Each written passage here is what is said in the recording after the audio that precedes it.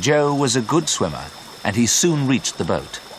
He held it tightly and kicked his legs hard in the water. The boat moved away from the tree. Good, Joe shouted to Leon. the boat's free.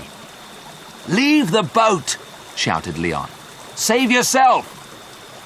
Joe did not listen. He held the boat and kicked his legs. A few moments later, Joe heard a loud noise. What's that? He asked Leon. It's a waterfall, replied Leon. The water will pull the boat over. Leave the boat. Save yourself. Look, shouted Joe. There's a rock in front of us. We must reach it. Don't be a fool, said Leon. Save yourself. You can't save me. The water rushed round the boat. It was pulling them towards the waterfall. Joe kicked his legs harder. The boat moved quickly towards the rock. Get ready, shouted Joe. Jump for the rock. Leon was ready. The boat came near the rock, and Leon jumped. Joe let go of the boat and swam to the rock.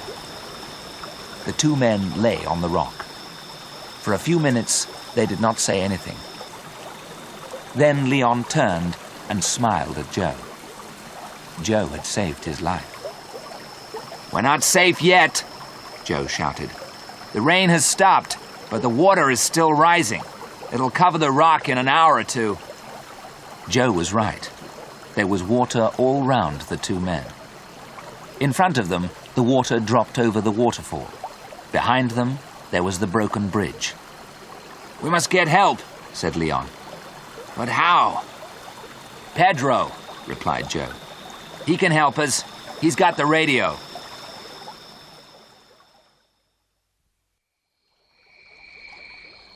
Pedro was waiting on the far side of the river. He watched Joe and Leon. They climbed onto the rock. They were safe. They won't be safe for long, thought Pedro. I must call base and get help. Pedro climbed up the hill behind him. He walked quickly for half an hour.